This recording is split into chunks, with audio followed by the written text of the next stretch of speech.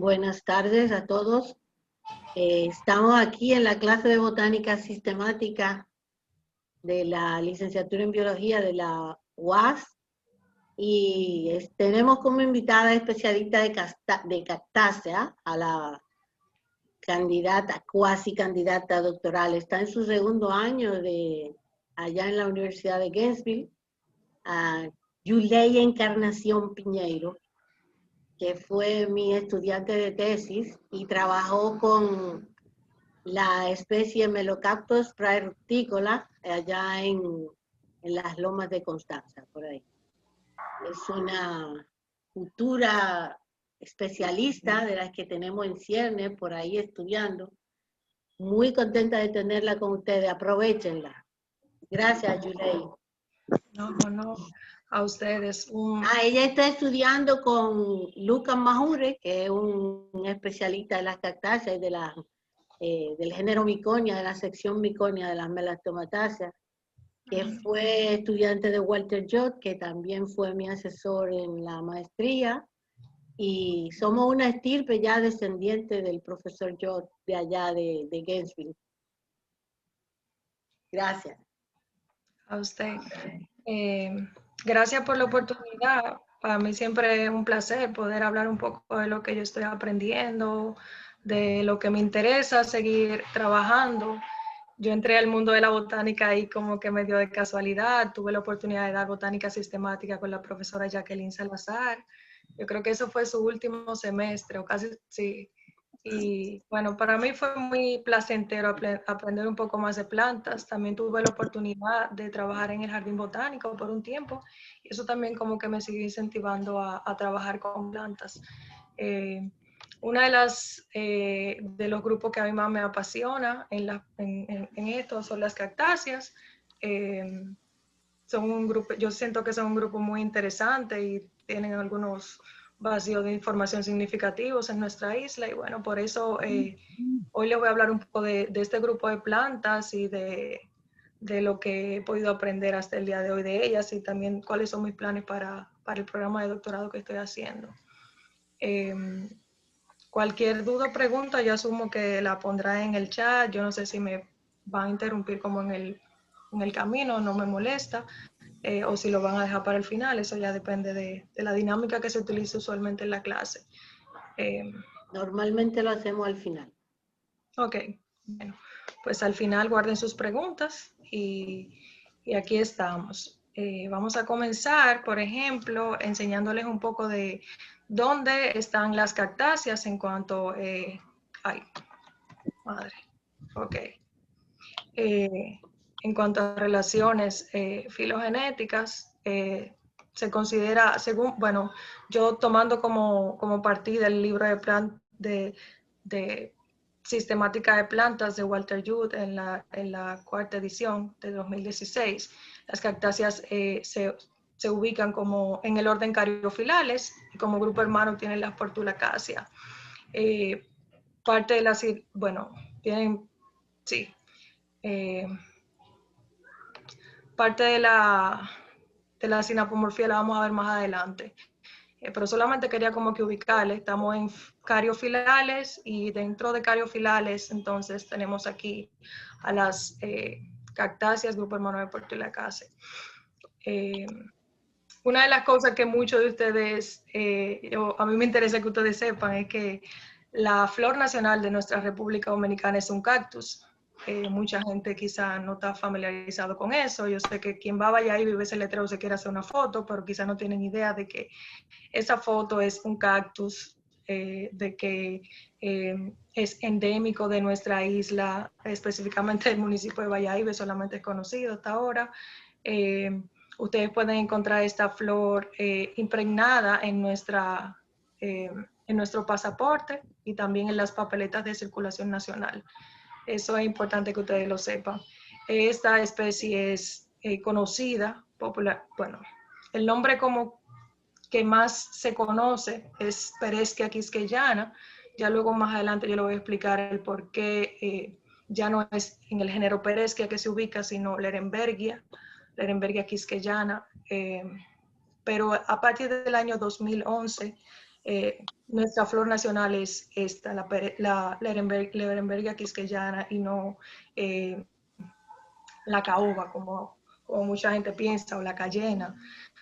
En cuanto a generalidades de este grupo, es interesante saber que la familia Cactácea tiene una distribución casi endémica a las Américas. Digo casi endémica porque hay una especie, Rhipsalis basífera, que se sale del continente americano y llega hasta África, Sri Lanka y otras latitudes. Entonces, es la única especie que sale, pero ya todas las demás están en el continente americano.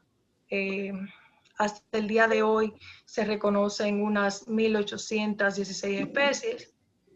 El principal ambiente donde ellas han crecido, la radiación mayor, fue en el desierto, y las adaptaciones morfológicas y fisiológicas las hacen muy como atractivas a la gente, y es precisamente por el tipo de ambiente donde están.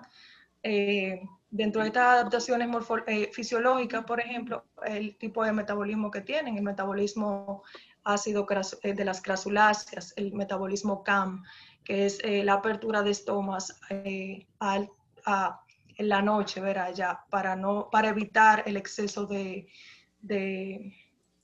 para evitar el exceso de pérdida de agua. Una de las cosas también interesantes en las cactáceas es el ciclo de crecimiento, los ciclos de vida y la velocidad de crecimiento.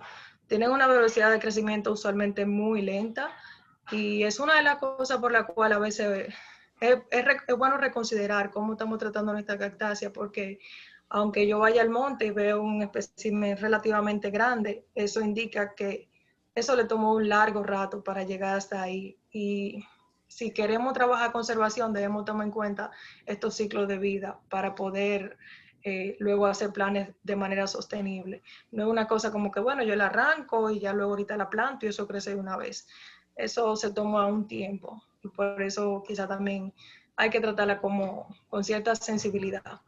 Tienen una alta demanda como ornamentales, por sus conspicuas formas, tienen unas flores muy atractivas. Algunas especies también son utilizadas como frutales, y al día de hoy es uno de los grupos más amenazados de plantas vasculares que tenemos. Según la UICN, es el quinto grupo más amenazado de todo en cuanto a estado de conservación. Todas las especies están en CITES, en el Convenio Internacional para el Tratado de Especies Silvestres, una gran parte en UICN, y en los listados regionales y nacionales ustedes van a ver que la familia Cactácea tiene protagonismo, cosa que no es muy alentadora, pero es la realidad. Quería enseñarles esta foto, ¿verdad? Porque muchos de nosotros podemos confundirnos con algunas cosas que le llaman cactus. Por lo general, al género Euphorbia, que tiene estas formas así como columnares y eso, mucha gente dice, ay, un cactus, ay, qué bonito, un cactus. Pero la clave va a estar, para usted distinguir si es un cactus o no, en la presencia de látex. Y que aquí no van a tener areolas. Areolas es una cianopomorfía para todas las cactáceas. ¿Qué más? También, si la ven, por ejemplo, en etapa reproductiva, es decir, con flor o fruto, con flores específicamente, se van a dar totalmente cuenta de que no es un cactus. Es decir, cactus tienen tépalos en espiral y diferentes caracteres como muy específicos. Pero así en la parte vegetativa la mayoría de gente dice, bueno, esto es un cactus. Por ejemplo, este caso que nosotros tenemos en nuestro país, la malla haitiana, la Euphorbia láctea. Mucha gente la da como cactus, y esto también, por esta forma muy parecida como al cactus de saguaro. Pero es simplemente el fenómeno de convergencia evolutiva.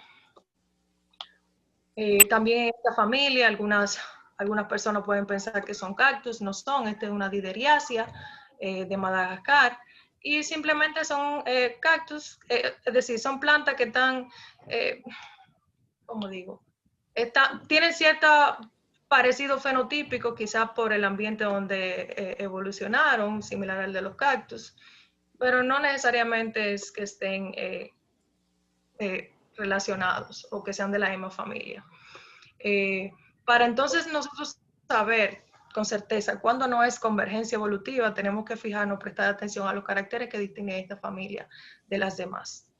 El primer carácter que nosotros vamos a ver a lo largo de la familia Cactácea son las areolas, que son las yemas axilares altamente especializadas donde crecen espinas, gloquidios, otras estructuras de la planta. Los gloquidios son esas estructuras foliares muy delgadas. Yo no sé si ustedes han tenido la oportunidad de trabajar con cactus, específicamente del género Puntia. Ustedes van a ver como que hay unos pelitos, como que siempre se le quedan a uno y son bien molestosos. Y por eso mucha gente cuando va a colectar cactáceas tiene que usar unos guantes especiales, porque esos gloquidios son súper incómodos. Y esas son, por ejemplo, esa es otra de las características distintivas de esta familia. Por lo general no forman inflorescencias como tal, sino que son flores solitarias. Y bueno, los tépalos están en espiral. Y en la mayoría de las cactáceas, exceptuando una subfamilia que es la peresquioide, las hojas típicas se encuentran ausentes. Lo que yo llamo hojas típicas son estas cosas, estas estructuras. Por ejemplo, aquí nosotros no tenemos las hojas típicas. Aquí no hay hojas típicas, sino que hay modificaciones. Otra vez, exceptuando solamente las peresquioides. Y otra de los caracteres distintivos es la suculencia. Es muy común encontrar cactus suculentos y se puede decir por quizá el hábitat donde evolucionaron. Aquí la sinapomorfía de las diferentes familias de las cactáceas. Como les explicaba, hay 3 subfamilias: peresquioide, cactoide y opuntioide. En la sinapomorfía que se repite a través de toda la familia son areolas, espinas, tépalos en espiral y un ovario hendido. Cuando hablamos de peresquioide, hablamos de 2 géneros que son Lerembergia y Pereschia, sensulato. Y aquí es donde yo le decía, bueno, nuestra flor nacional se conocía antes como Pereschia, pero ahora le cambiaron a Lerembergia. Yo digo ahora, eso fue en 2013, pero es relativamente reciente cuando hablamos de este grupo. Y de las razones o de los soportes que hubieron para cambiar esto y para dividirlo en 2, fue primero la distribución que ellas tienen, pero también esta característica que la vemos en Pereschia y no están en los miembros de Lerembergia. En Pereschia hay un tallo con estomas, es decir, un tallo fotosintético. En Lerembergia no. Y también aquí en el género, en Pereschia sensu estricto, perdón, tienen un retraso en la formación de corteza. En Lerembergia ustedes van a ver que no es así también. Entonces, en la española, el género que tenemos es Lerembergia y no Pereschia. De Lerembergia actualmente se reconocen 8 especies y la distribución es como restringida como a las Antillas y un poquito al norte, y ya Pereschia está más al sur. La otra subfamilia que vamos a ver y que también tenemos unos grandes representantes en la española es la subfamilia Cactoide. Una de las principales características de esta subfamilia es la reducción excesiva de las hojas. Es decir, en muchos casos ustedes simplemente no van a ver hojas como tal, sino una reducción significativa en espinas y otras estructuras. Y las costillas también, que son como estas estructuras así, que longitudinalmente podemos decir, sí, costillas, así se llaman. Y en opuntioide tenemos estas 2 características o sinapomorfías, que es la cubierta funicular en las semillas y los gloquidios. Nosotros solamente vamos a ver gloquidio entonces en opuntioide. En cuanto a la española, tenemos actualmente aproximadamente unas 35 especies autóctonas entre nativas y endémicas. Y bueno, unos 11 géneros. En el Caribe como tal hay 12, pero aquí tenemos 11 géneros de esos 12. También tenemos, o sea, se considera que la española, este grupo ha sido filogenéticamente diverso, es decir, las 3 subfamilias tienen representantes aquí. También todas las formas de crecimiento presentadas en cactáceas la podemos encontrar en la española, desde epífitas, desde arbustos, desde hierbas suculentas hasta árboles como leñosos casi. Entonces, una de las cosas que tiene la española es que la mayoría de casi todas las clasificaciones de bosque seco de la isla, realizada por Javier y Zanoni, usted va a encontrar cactáceas. Y eso es algo interesante porque también en los bosques húmedos hay cierta presencia en cactáceas, pero usted lo va a ver más con estas plantas, con estas que son de hábito trepador y epífita, como Rhipsalis basífera, los Selenocereus, eso lo va a encontrar más en bosque húmedo. Y bueno, en cuanto al rango elevacional que ocupan nuestras cactáceas, la podemos encontrar desde menos 40 metros bajo el nivel del mar. Digo menos 40 metros porque dentro del lago Enriquillo, en la isla Cabrito, nosotros tenemos cactus y es la parte más baja de todo el Caribe en cuanto a elevación. Y también la podemos encontrar, como es el caso de Melocactus preruptícola, a 1.350 metros sobre el nivel del mar. Entonces, esto es un dato también interesante porque la cactácea entonces tiene un gran rango altitudinal que ocupan. Ahora yo les quiero mostrar algunos de los representantes que nosotros tenemos en la isla, de las 3 subfamilias. Comenzando con Peresquioides, nosotros tenemos primero la Lerembergia quisqueyana, que fue la que les mostré al principio, que es nuestra flor nacional. Y también tenemos la Lerembergia marcanoi y la Lerembergia portulacifolia. Oye, y ella le dice el nombre de por allá. ¿Perdón? ¿Dijeron? No, bueno. Ok. Estas especies son dioicas, es decir, hay individuos machos e individuos hembras. Esto representa también una de las amenazas de la especie porque se hace un poco más difícil reproducirla sexualmente. Hay pocas poblaciones conocidas. Por ejemplo, para la Lerembergia marcanoi, que fue dedicado al profesor Marcano, se conoce la localidad de Cerro San Francisco, y las poblaciones son muy reducidas, son muy pequeñas. Y en el caso de Lerembergia quisqueyana, la flor nacional, actualmente no se conoce una población silvestre. La mayoría de las Lerembergias quisqueyanas que tenemos allá son por reproducción asexual y también esfuerzo que ha hecho el Jardín Botánico Nacional por preservar la especie. En el caso de la Lerembergia portulacifolia, tiene un rango de distribución un poquito más amplio, con la mayoría de las poblaciones conocidas en Haití. Sin embargo, esto también representa una gran amenaza porque nosotros sabemos cuál es la situación de deforestación que Haití presenta y bueno, en el bosque seco este espécimen espinoso no es nada atractivo para nadie y simplemente se va con toda la destrucción de hábitat. Entonces es un grupo muy sensitivo. Es importante que sepamos que en las Lerembergia, en toda la región de las Antillas y un poco Norteamérica, hay 8 especies y de esas 8 especies nosotros tenemos 3 exclusivas de la isla. Cuba, que es mucho más grande en tamaño, solamente tiene una, que es la Lerembergia signifolia. Entonces nosotros tenemos que prestar atención a este grupo y ver cómo podemos contribuir un poco más al conocimiento de ello para luego trabajar con planes de conservación efectivos. Siendo así, estas son las únicas, es decir, quisqueyana, marcanoi y portulacifolia son los 3 representantes de la Peresquioide en nuestra isla. Cactoide, tenemos, yo quiero empezar con el caso del género Leptocereus. Leptocereus es un género muy interesante, un género donde se han hecho quizá pocos estudios a nivel poblacional, pero las colectas de herbarios reflejan una gran diversidad y todavía al día de hoy estamos describiendo especies de este género.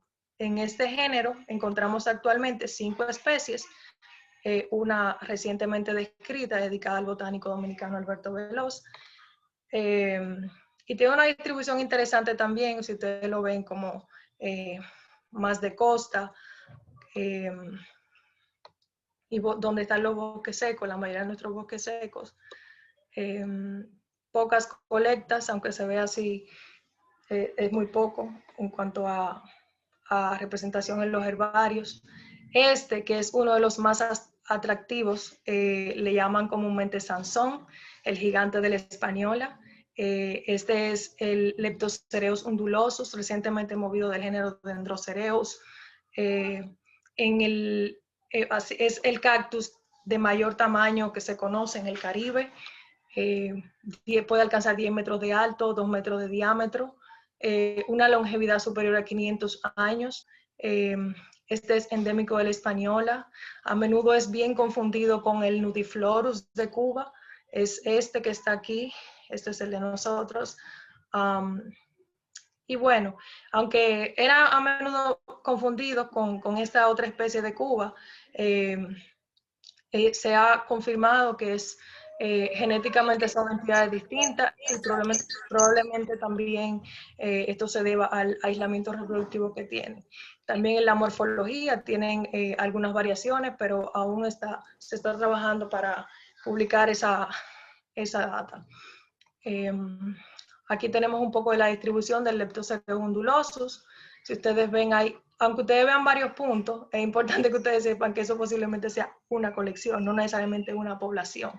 Entonces, esto es preocupante porque a pesar de que se han hecho esfuerzos por buscar poblaciones de Leptocereus undulosus, se ha visto de que está severamente fragmentado, hay mucha perturbación en su hábitat.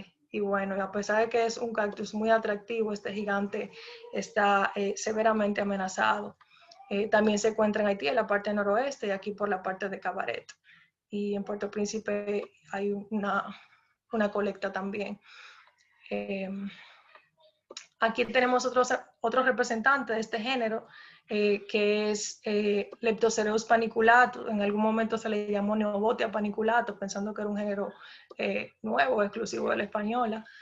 Pero bueno, este es quizá uno de lo que nosotros vamos a ver con mayor abundancia en nuestros bosques secos, es el que le llaman comúnmente cagüey. No sé si pueden ver esta imagen bien, tiene una madera bien densa y de ahí hacían artesanías, usualmente en el sur, y sillas con esta madera de este cactus, que a mí me parece interesante cuando lo aprendí porque yo no sabía que de un cactus así podíamos tener una madera tan buena para hacer como sillas, pero sí, anteriormente esta especie era utilizada para eso. Y el bosque seco todavía lo podemos ver. Aquí está un poco de su distribución y vemos que no solamente está en República Dominicana, sino también que se extiende hasta Haití. Esta es otra especie, el Leptocereus wengartianus. Está también presente en nuestros bosques secos del sur. Esta es la distribución un poco más amplia. Es quizá la especie que está más ampliamente distribuida del género. La encontramos desde Bayahíbe hasta la isla Gonave, en Haití. Este Leptocereus de Misu fue descrito recientemente por Alberto Areces. Si ustedes ven, la distribución es por aquí, Pedernales, Cabo Rojo. Esta, por ejemplo, hay muchas personas que quizás la puedan confundir con el wengartianus como tal, pero hay algunas variaciones morfológicas y también están aisladas reproductivamente, por lo que se tratan como dos especies diferentes. Este es el Leptocereus de Misus. El Leptocereus velocianus, que fue o es descrito recientemente este año, sale la publicación, es una especie que también está cerca en la Sierra de Bauruco, en la localidad de Rabo de Gato, yéndose la cañada de Pedro Bello. Hace mucho que estaba en nuestras colecciones de herbarios, sin embargo estaba como identificado como el wengartianus. Recientes estudios moleculares pudieron ver, y taxonómicos pudieron dar con que la especie es algo totalmente diferente y bueno, está ahora mismo en impresión y es dedicada a un botánico dominicano, el curador de la colección del JBSD, Alberto Veloz. Otra especie que nosotros tenemos en nuestra isla de la subfamilia Cactoides es Cereus haitiensis. Ceruja haitiensis fue descrita en el 2017. Yo le estoy dando la fecha de todas estas descripciones porque es interesante ver cómo esta familia, como que es tan vistosa y la gente quizá la puede distinguir un poco más, ha sido como pasada desapercibida por mucho tiempo. Y actualmente como que se está curando un poco la parte de identificar bien qué es lo que tenemos para conocer nuestra diversidad. Esto en Haití es conocido como aguacate cimarrón, o le dicen aguacatico cimarrón. Fue descrita en el 2017 por Alan Frank, Brígido Peguero y un equipo de colegas de Haití. Es una especie que fue colectada por Ekman. Por mucho tiempo botánicos como Arese la llamaron Arrichia, otro género, y bueno, finalmente pudieron separarla por análisis moleculares y más trabajos taxonómicos. Es uno endémico también y solamente se conoce para la parte de Haití hasta ahora. Las pitahayas también son parte de nuestra subfamilia Cactoide la española. Tenemos a Lenocereus undatus y tenemos a Arrichia divaricata, conocida como yazo. El Selenocereus es la que le decimos pitahaya como tal. Es una especie ampliamente cultivada y comercializada como frutal. El yazo, yo nunca he tenido la oportunidad de probarlo, pero siempre escucho cuentos de Clase, de Teodoro Clase y de Brígido Peguero, que hablan de que esta especie era consumida por los locales en los sitios donde crece y que es casi igual de apetecible como esta, que se pudieran hacer trabajos quizás de mejoramiento y verá, como trabajar un poco con el tamaño del fruto, la pulposidad y esa clase de cosas que se van mejorando a medida que tú vas trabajando un cultivo. Estas hermosuras, nuestros melones espinosos, uno de los géneros que me atrajo a Cactaceae a mí, y con esta especie, el Melocactus peruticulum, fue que hice mi tesis de licenciatura, acompañada por la maestra Ángela Guerrero y Lucas Mayur, que es mi asesor hoy día. Tenemos 3 especies españolas descritas. Una es el Melocactus pedernalensis. Hasta hace poco solamente se conocían localidades en la provincia de Pedernales. Colegas de Haití nos han enviado fotografías de otra especie que se pudiera, o quizá otra población que pudiera ser de Melocactus pedernalensis, pero todavía no tenemos la certeza. También tenemos Melocactus lemaire, que es el que está más ampliamente distribuido en nuestra isla. Es ampliamente también utilizado como medicinal y si ustedes, por ejemplo, van a la región sur, ustedes van a ver que la mayoría de los puestos informales de venta tienen esta especie para consumirse ahí como medicinal, y es una de las grandes amenazas que presenta el género. Igual Melocactus preruptícola, pero un poco más aislado, crece a los 1300 y pico de metros en la cordillera central y también es utilizado como medicinal. Es extraído de su medio silvestre. Estos son los bombillitos del bosque seco. Tenemos actualmente 2 especies conocidas para la española, Mammillaria florífera y la florífera subespecie haitiensis. Esta especie podemos decir que la subespecie haitiensis no se conocen así como muchas poblaciones.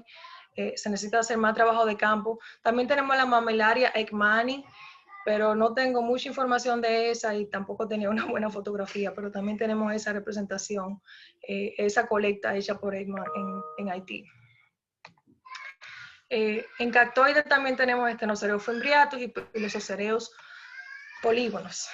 Estas son 2 como fácilmente reconocidos en nuestros bosques secos. También tenemos Rhipsalis basífera, es la que tiene hábito epífito y que sale del continente africano, quitándole el endemismo total a la familia. Sale del continente americano, perdón, hacia África, Madagascar y estos sitios. Y es la única especie así conocida que naturalmente tiene distribución fuera de América.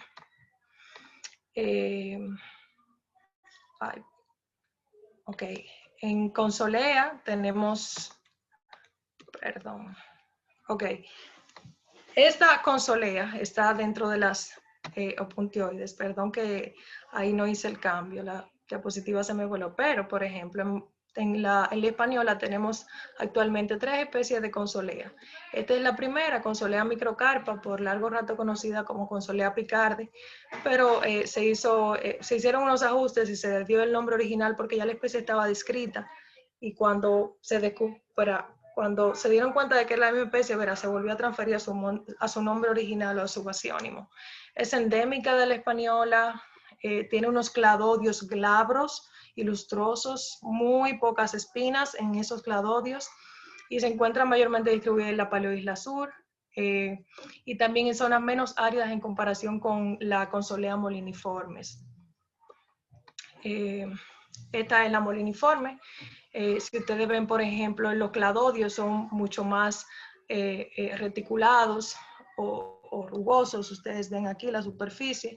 Es abundante en nuestros bosques secos, es quizás la más abundante de estas opuntioides, y se conoce que frecuentemente hibrida con microcarpa y quizás con otras especies en nuestra isla.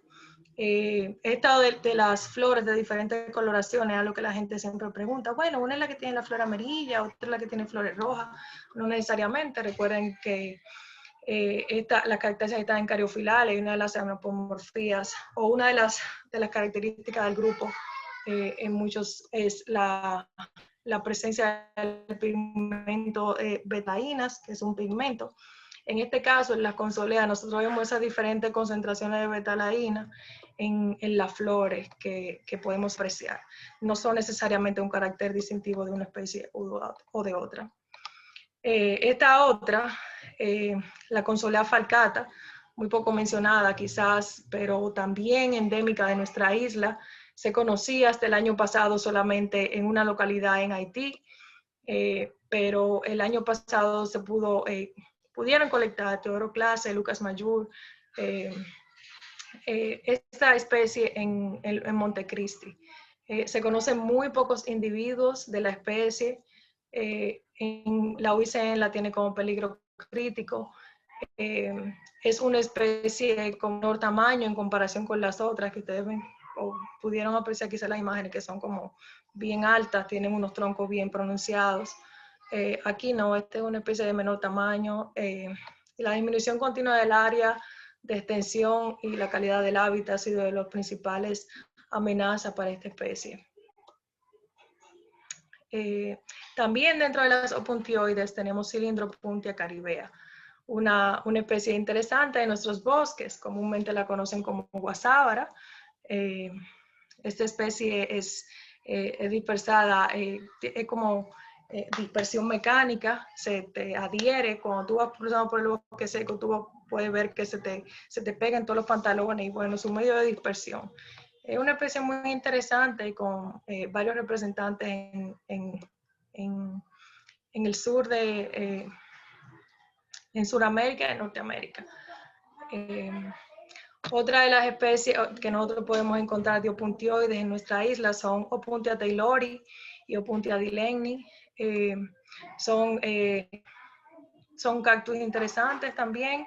Se conoce muy poco de sus poblaciones, y todavía se necesita más trabajo taxonómico sobre algunos de estos grupos de Opuntia.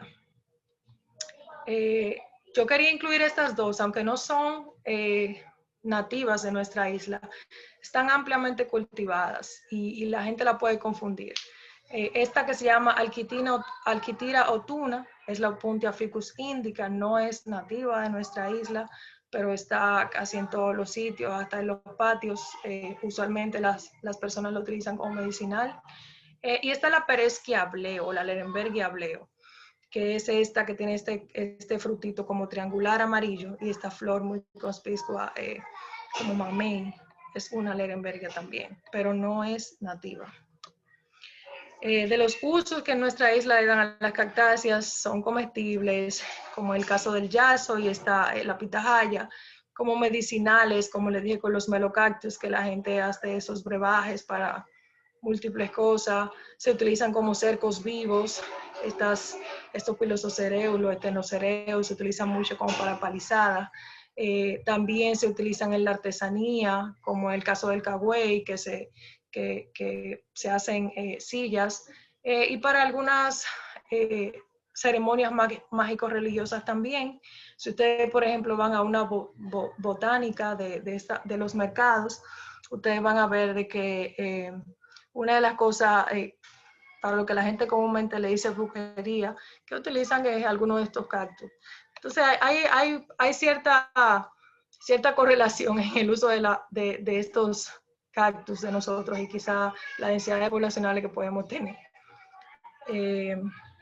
De las principales amenazas que enfrentan nuestras cactáceas en la isla están la fragmentación y destrucción de los hábitats. Los bosques secos de la isla están altamente amenazados y necesitan con urgencia acciones de conservación porque se están extrayendo nuestras especies de manera desmedida, especies que tienen ciclo de vida muy largo, que hacer planes de conservación a largo plazo a mucha gente le puede parecer no sostenible. Pero necesitamos hacer mucho y sobre todo hay mucho vacío de información. Hay mucho que no conocemos de nuestra diversidad y esas son de las principales amenazas que tenemos. Aparte de que no hay datos sobre muchas de nuestras cactáceas en Haití, que es otra amenaza grande. Cuando le hablo de vacío de información, me refiero a estas cosas. Escasa referencia de herbario, es decir, los botánicos tradicionalmente se limitan a colectar cactáceas porque son colecciones son incómodas. Los gloquidios también se le huyen a los gloquidios a prensar estas especies tan espinosas y tan molestosas. No está incluida en ninguno de los tratamientos de la flora de la española, escrito por Lioyer. En este tratamiento se incluyeron a todas las eudicotiledonas, pero se dejó afuera a las cactáceas, algo que es una pena porque hay muy poca información sobre ellas y es uno de los retos que tenemos ahora mismo. Para hacer resoluciones taxonómicas también se necesita primero conocer qué es lo que tenemos para después como que poder hacer planes de conservación más acertados. Se necesita conocer la distribución y más estudios demográficos, datos sobre las poblaciones, los tamaños. Ese conocimiento de línea base es sumamente necesario para poder hablar de conservación en este grupo. Biología reproductiva. Hay un gran vacío de conocimiento en eso. No sabemos, por ejemplo, en el caso de las lerembergias, que son especies dioicas, no sabemos dónde están los individuos hembras, los individuos machos, no tenemos idea de cuáles son los polinizadores, no tenemos idea de cuáles son los dispersores. Es decir, hay mucho que no se sabe de la biología reproductiva de este grupo. También los niveles de ploidía nos pueden dar quizá luz para ver cómo estas especies han podido diversificar tanto y cuáles son las limitaciones que tienen. La biogeografía de estas especies también, cómo llegaron al Caribe, cuándo llegaron al Caribe, dónde radiaron. Entonces, toda esta información ha dificultado las evaluaciones también de conservación disponibles en la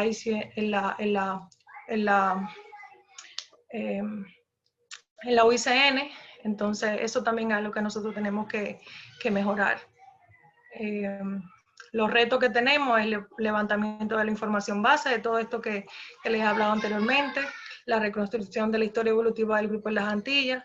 Necesitamos aprender a hacer colaboraciones con investigadores interesados en la flora de la española, porque el primer paso para nosotros poder hacer algo es aprender. Entonces, yo creo mucho en las colaboraciones y en aprender de otros que ya han hecho trabajo similar en otros sitios, porque esto también va a construir el relevo generacional que necesitamos en el mundo de la botánica.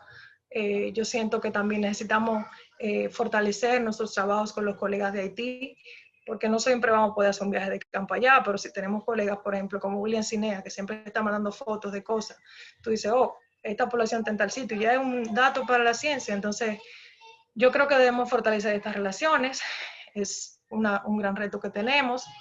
Tenemos que tratar de proveer las evaluaciones a UICN, porque mientras no demostremos que nuestras especies están necesitando un tratamiento o planes de acción para la conservación de manera inmediata, es muy difícil que entidades internacionales nos den fondos para poder hacer los viajes de campo que necesitamos, los planes de acción para la conservación. Entonces, necesitamos promover estas evaluaciones de conservación.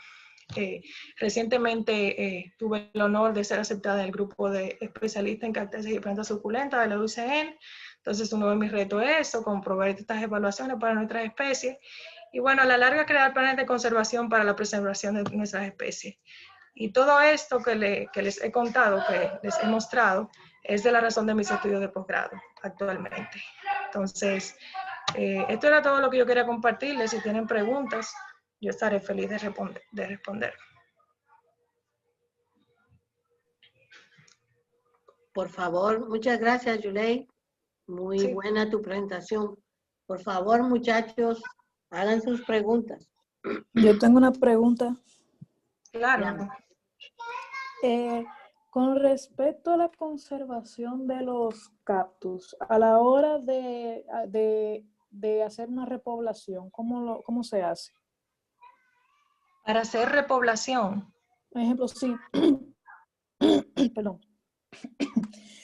Tú sabes cómo está esto, una gripecita. Bueno, lo que te quiero, o sea, a lo que me refiero es que como tú estás diciendo que hay tantas especies que están en peligro, a la hora de que uno quisiera, por ejemplo, hacer una repoblación, que tienen una importancia ecológica en los diferentes ambientes en los que se encuentran. Si uno quisiera repoblar alguna especie en específico, ¿cómo se haría? Es interesante porque tenemos, por ejemplo, un banco de semillas en el Jardín Botánico. Yo digo tenemos porque todavía me siento parte del Jardín Botánico. Tenemos un banco de semillas en el Jardín Botánico Nacional donde hay algunas especies disponibles por semillas y se pueden empezar a reproducir, pero toma tiempo. Y cuando hablamos de reintroducir especies al campo, que es propagación, o sea, yo soy de las que sugiere de que se haga de manera sexual, es decir, una propagación que yo haya puesto semillas, que no sean simplemente clones, porque la cactácea tiene la ventaja de que ellas pueden ser reproducidas vegetativamente, pero eso no te garantiza entonces una diversidad genética, que es lo que tú buscas mantener en un bosque natural, en el medio silvestre. Tú no quieres, por ejemplo, agarrar un solo cactus y hacerlo pedacitos y reproducirlo y ponerle la misma planta muchas veces, porque va a ser un clon.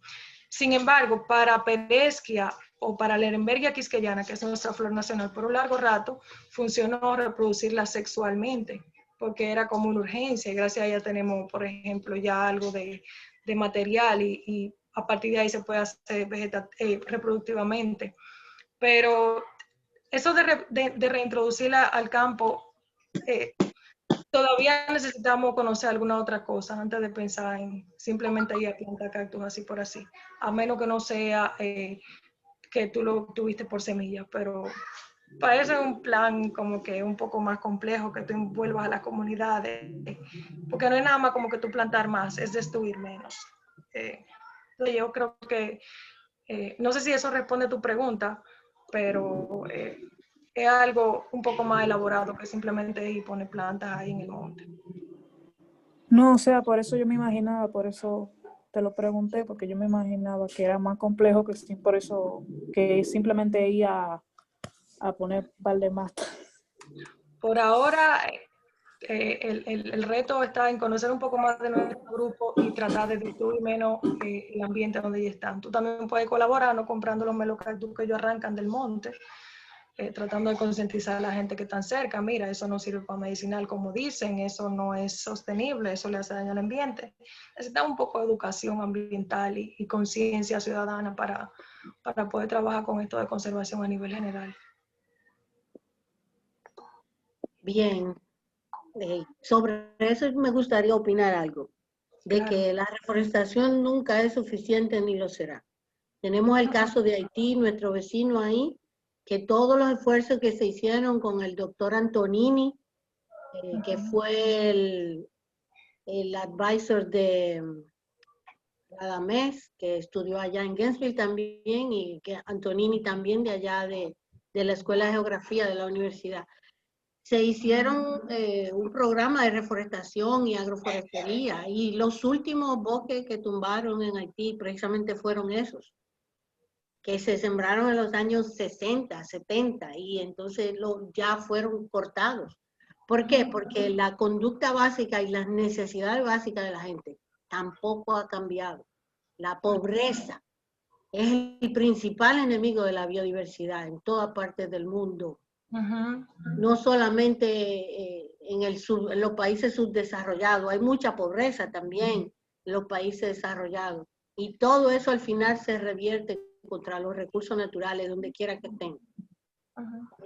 Y claro, las corporaciones multinacionales que tienen un capitalismo salvaje y atroz. Escúchenme si me pongo un poco política, pero es que el problema es bien grande y abarca también un componente fuerte social.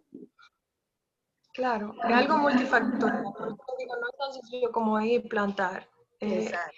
Conservación es algo más que una palabra y requiere muchos esfuerzos integrales. Y yo siento que un tema complejo, nosotros a veces lo hagamos como tan a la ligera. Sí. Por favor, sigan preguntando sobre las cactáceas. Yo tengo una pregunta. Y además una población. Bueno. ¿Cómo le sé? Yasmín primero y después Lourdes. Ay, Andrés de último, no me da problema. Sí. Bueno, primero yo le darte las gracias por compartir tus experiencias con nosotros. Excelente trabajo. Gracias, un honor para mí. Y mi pregunta es la siguiente. En el caso de Leptocerus ondulosus, que es más alto que el resto de las cactáceas, ¿su crecimiento es más rápido en comparación? No necesariamente. Acuérdate que la longevidad de esta cactácea es súper, o sea, puede llegar hasta 500 años. Quizá un melocactus no te aguante 500 años. Es más bien, no necesariamente porque crezca más rápido. Yo te puedo decir que otras opuntias que pueden crecer más rápido. Pero igual también hay muy pocos estudios de velocidad de crecimiento en este género, así que ahí también hay otra oportunidad para tesis. Exacto, muy bien. Lourdes. Ok, las mías son dos preguntas. La primera es justamente de Leptocereus. El género Leptocereus es una de las muchas cosas que la gente le dice cayuco. El cayuco es el Pilosocereus. Déjame ver si te llevo allá. A ver, yo creo que puse esta. Okay. Buena pregunta. Mi computadora está frisa. No, ok.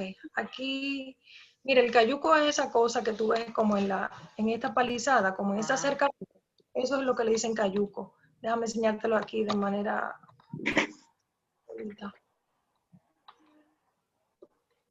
Ok, esto.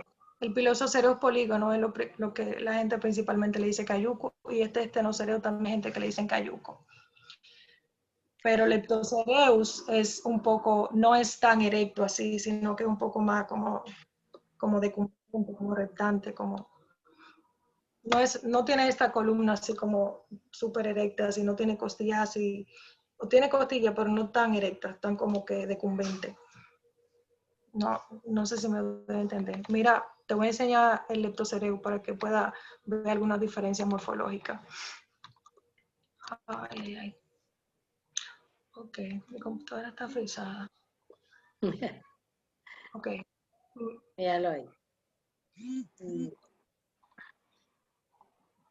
Esto es Leptocereus. Si te fijas, el hábito es como más, parece hasta trepador a veces. Él sube un poquito y ya luego las ramas o los tallos como que bajan como de manera decumbente. En Pilosocereus y en el Estelocereus tú siempre vas a tener como columnas erectas, no como esto. ¿Puedes ver? Oh, sí. También los segmentos de los tallitos son más pequeños, más ramificado y más pequeño que el Pilosocereus como tal, o lo que la gente le dice cayuco, que tiene unas flores hermosas. En el Mirador Sur hay un cayuco que a veces tiene esas flores grandísimas y te ve, por ejemplo, cómo los murciélagos van a darse vida. Eso es un espectáculo. Puede ser también de las plantas que podemos introducir un poco más a nuestras ciudades. Son relativamente fáciles de crecer. Por ejemplo, esta tiene una velocidad de crecimiento un poco más grande, más rápida. Ok, Ok, gracias.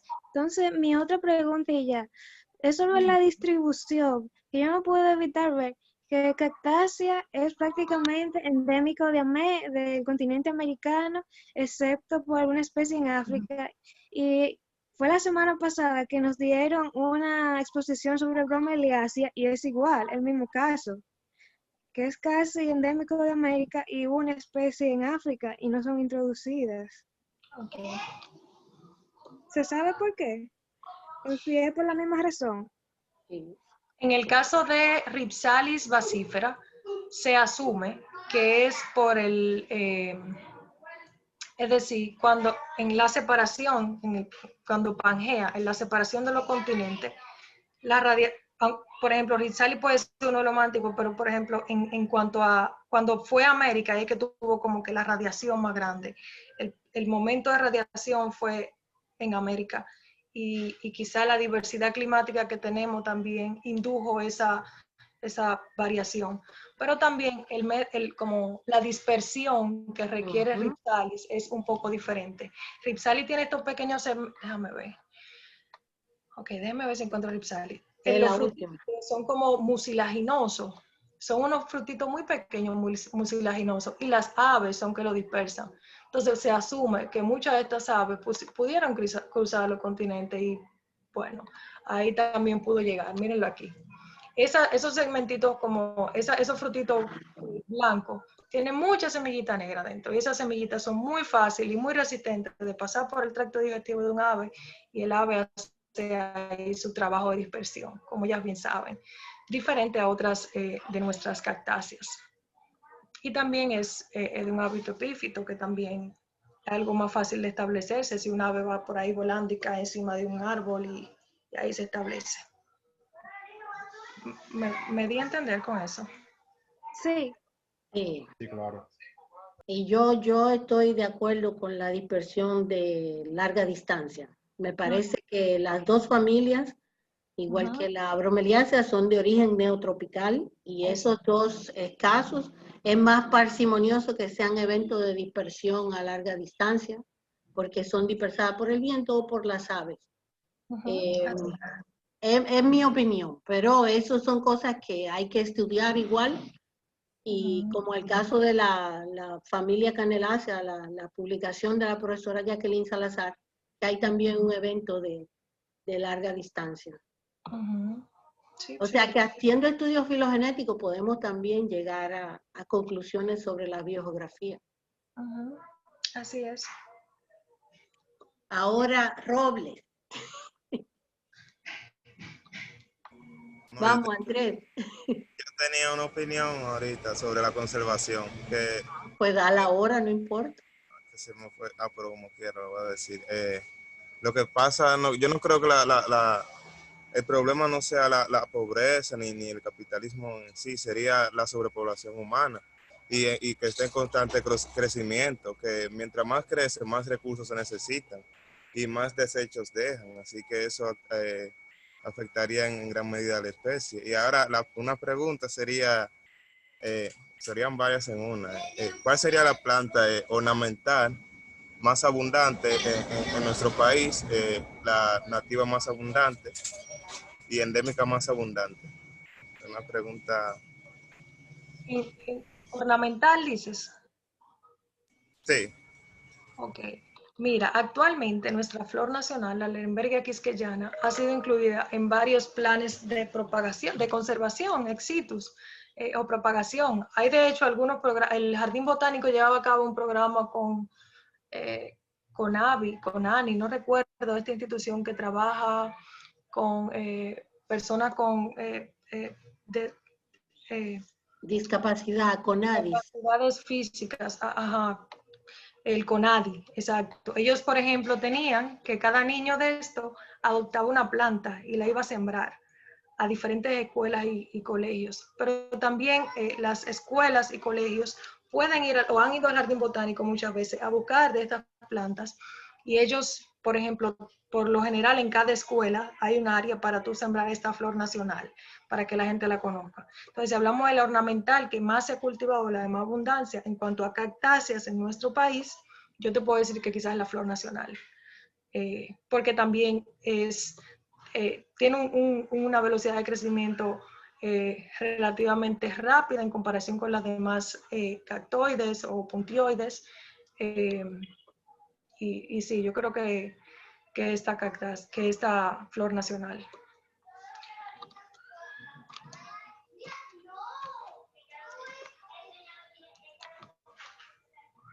¿Me escuchaste? Sí, gracias. Okay. Sí, claro. Sigan preguntando. Yo tengo una duda. ¿Tú podrías decirme por qué sería el hecho de que las cactáceas están tan restringidas a ambientes áridos y secos? ¿Por qué están restringidas a ambientes áridos?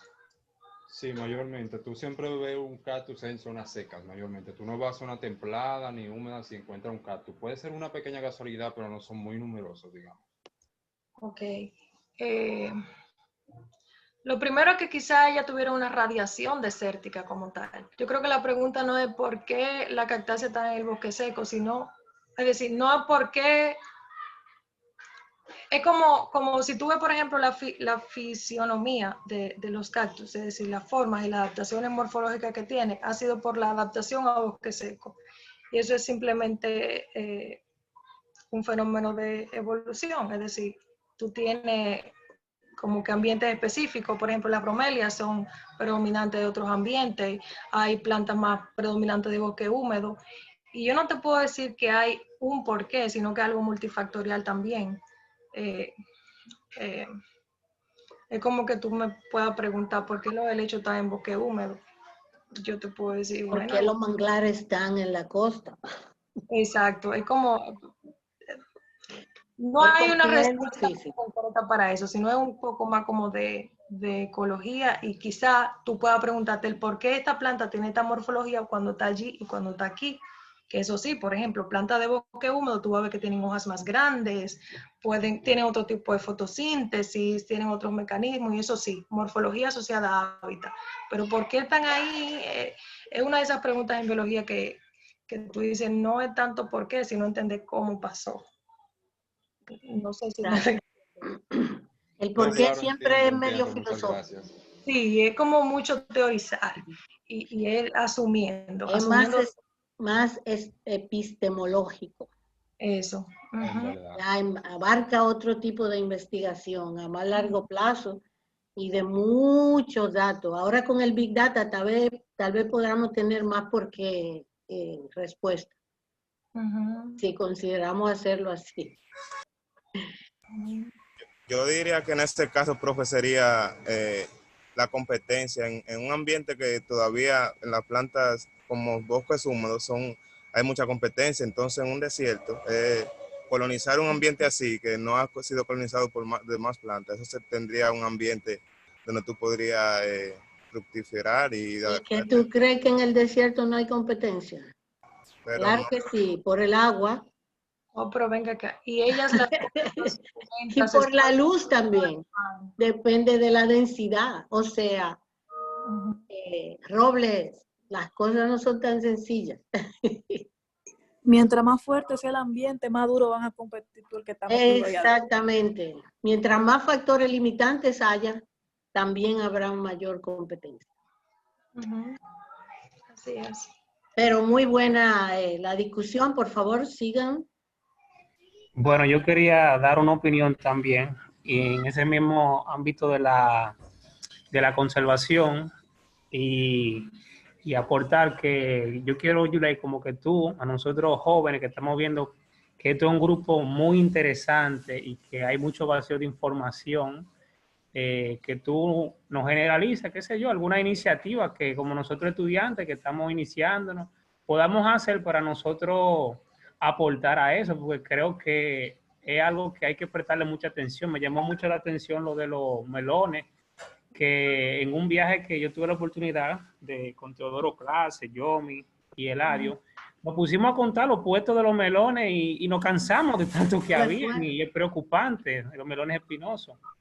Y hay que comenzar a hacer algo, aunque sea pequeño, pero hay que comenzar a hacer algo, y las iniciativas nunca están de más y aportan mucho. Entonces, eso era lo que yo quería decir, que hay que hacer algo, porque como decía la profe, en cuanto a lo político y lo que están haciendo el comercio, el capitalismo, la gente no va a dejar de, por falta de educación y por muchos factores, no va a dejar de hacer lo que está haciendo, de venderlo y así. Entonces, uno tiene que comenzar a dar su aporte hasta que las cosas vayan cambiando, entiendo yo.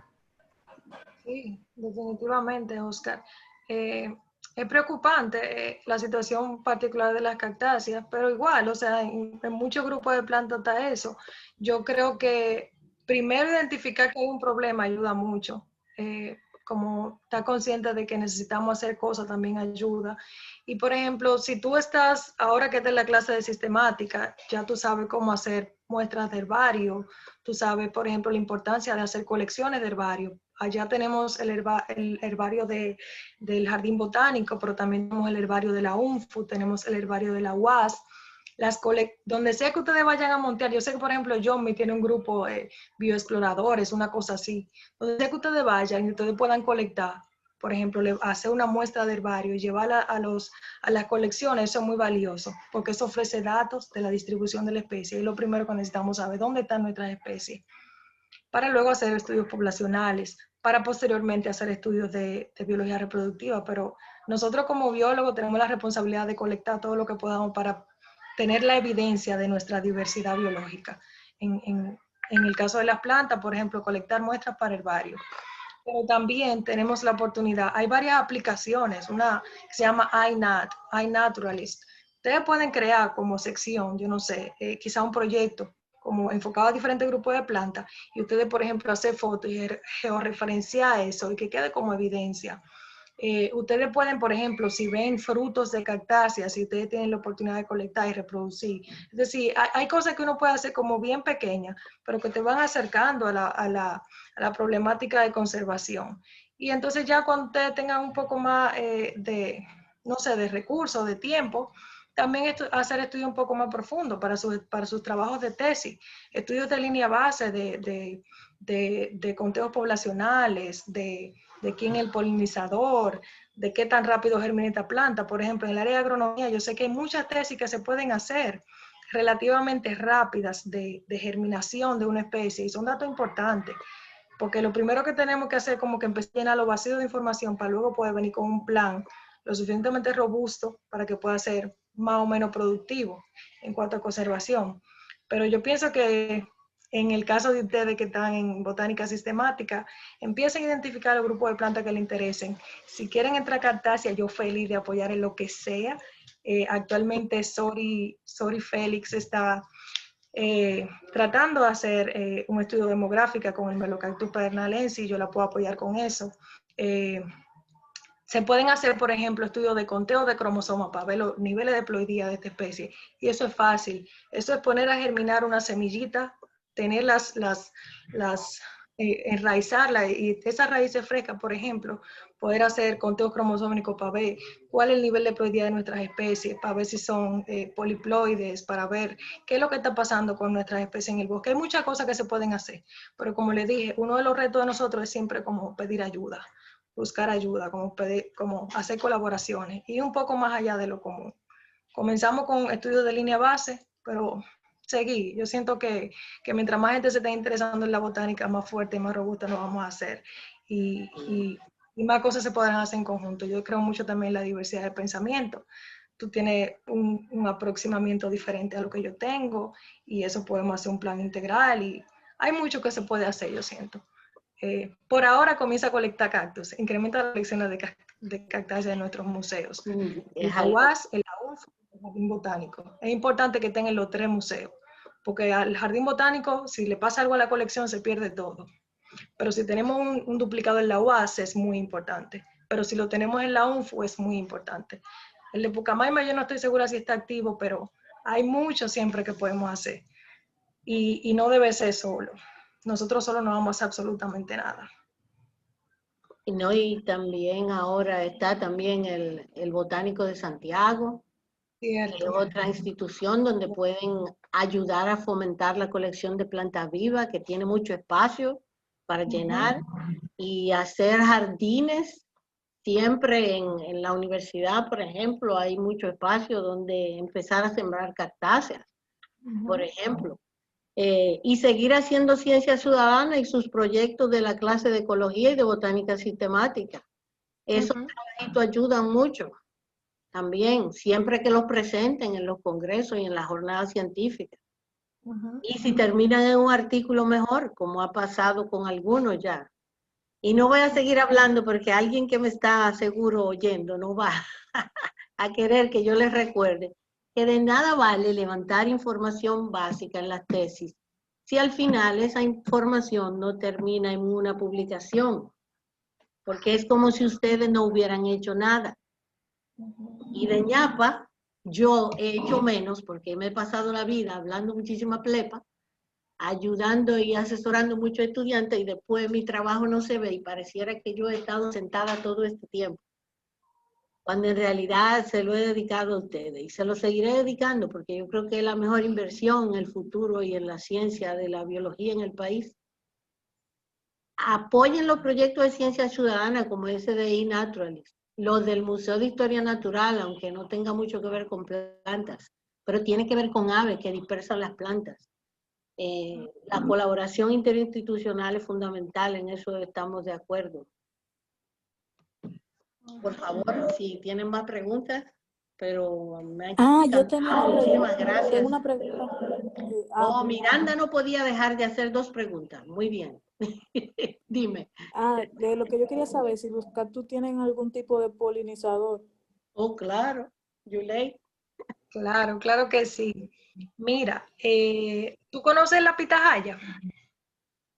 Sí. La venden en los supermercados. Mira, esa planta es particularmente bella. Por ejemplo, tú la puedes sembrar encima de cualquier árbol que tú tengas cerca. Eso se te va a enredar ahí. Y en la noche va a tener una flor blanca con un olor muy fuerte. Y eso atrae, por ejemplo, murciélagos. Esos murciélagos son polinizadores de este tipo de cactus. Pero también en el caso de los melocactus, esta flor es pequeñita, un color de flor rosada, fucsia, más o menos como blanca brillante. También. Tú vas a ver, sí, hay también blanca, pero tú vas a ver que van a tener abejas como polinizadores. En algunos casos van a tener colibrí, una que tiene como la corola un poco más, como tienen un tubito más largo. Hay varios polinizadores, pero otra vez no sabemos en la española cuáles son los polinizadores específicos para nuestras plantas. Así es.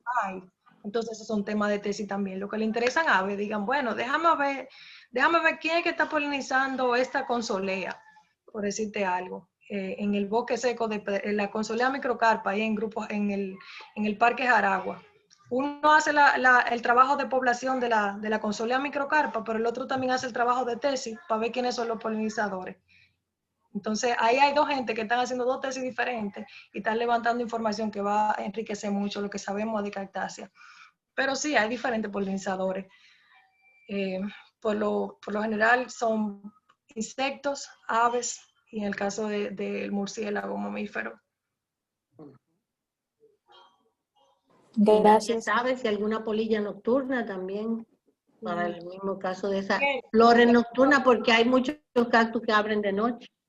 Cierto. Sí, o sea, yo pregunté porque... La pitahaya abre de noche.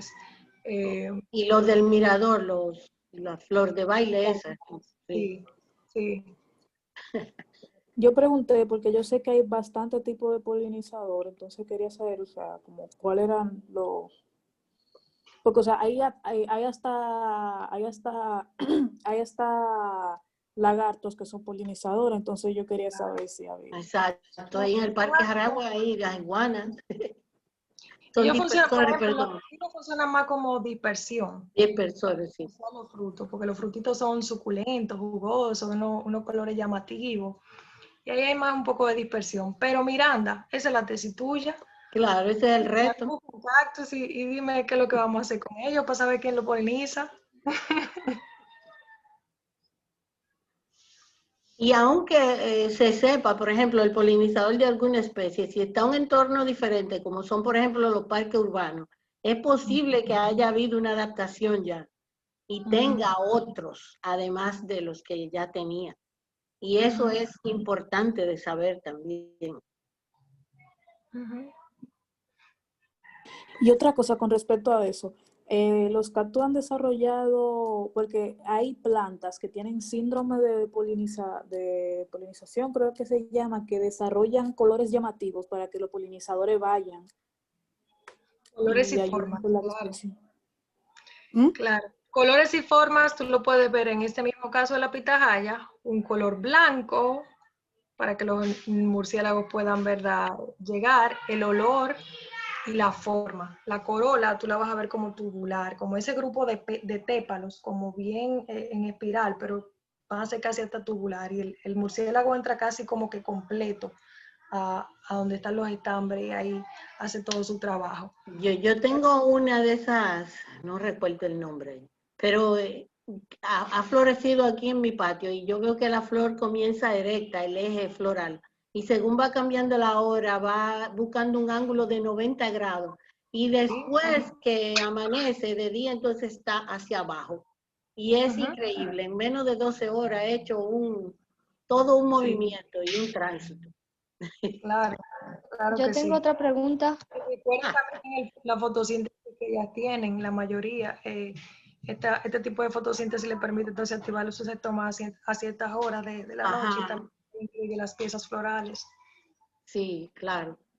Eso es parte del ciclo de la biología reproductiva floral. Yasmín, tenía otra pregunta. En la historia, bueno, que se ha reportado sobre las cactáceas, toda la base de datos, ¿se ha encontrado alguna que tenga comportamiento parásito?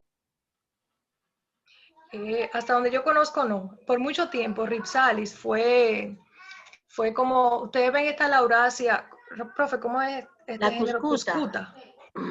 Cuscuta. Sí. Como la cuscuta, por ejemplo, por mucho tiempo Ripsalis, por el hábito que tiene, por el hábito epífito, mucha gente decía que era hemiparásita. Sin embargo, cuando usted ve, por ejemplo, estos tallitos fotosintéticos, verdes como tal, y que desarrollan sus frutos ahí y que están encima de la planta y no necesariamente le hacen o toman ventaja de ella.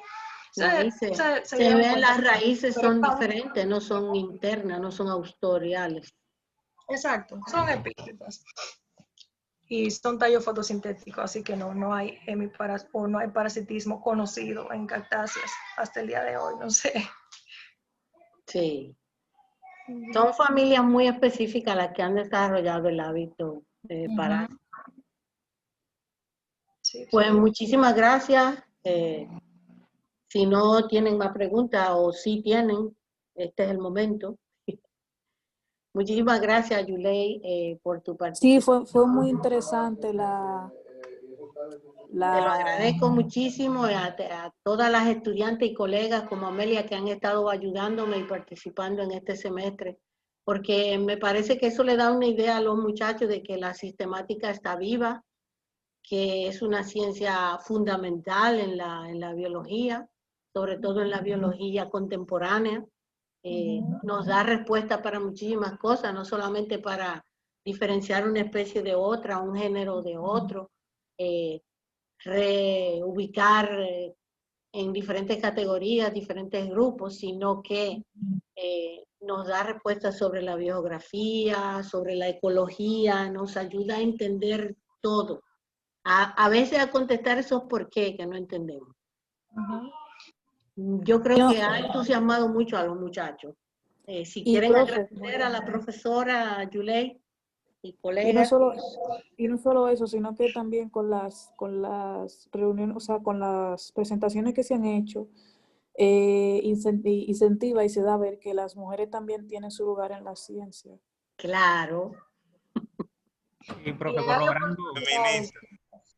Yo espero que perdón, no quiero excluir a mis queridos estudiantes.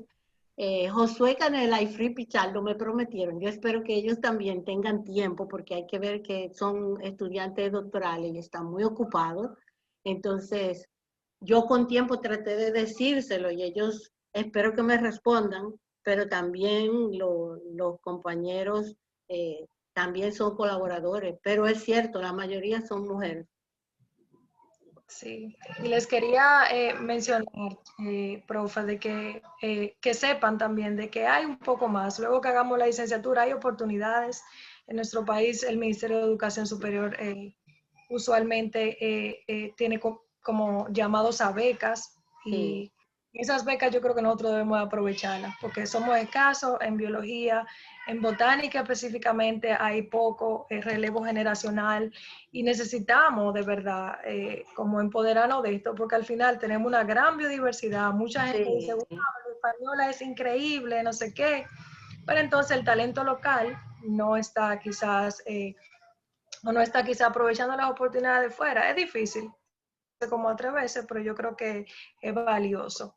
Y sobre todo si usted quiere hacer... cada vez somos más, cada vez somos más. Gracias a todos, gracias Yulei. Y por favor, continúen el entusiasmo. Recuerden que el jueves tenemos presentación de grupo y les toca a ustedes. Gracias a todos, gracias. Me saluda Lucas. Así es, así lo Espero, profe, que esta no sea la única vez que Yulei pueda, presentar, y que usted coordine y nos avisen que no estemos ya en la clase, porque realmente... no, siempre que haya algo, ustedes saben que yo comparto. Sí, profe, eso usted lo está haciendo muy bien, y lo bueno que esto está siendo grabado, que va a servir para que mucha gente también pueda seguir dándole... Lo seguiremos perifoneando, claro que sí. Gracias, Oscar. Ese es un futuro botánico, Yulei. Oscar está muy entusiasmado. Yulei, yo creo que te llegué a conocer en el herbario un día que estaba tú trabajando con la colección. Era yo, sí. Pasa pronto para el herbario. Esta semana yo voy. Bueno, qué bien. Qué bueno, voy a estar por allá para abarcarte alguna pregunta y cosas de lo que hablamos aquí. Protéjanse en esos aviones, señores. Cuídense todos. Claro que sí. Entonces nos vemos. Bye, bye. Muchas gracias, Yulei. Gracias, maestra, por la oportunidad de recibir esta conferencia. A ustedes.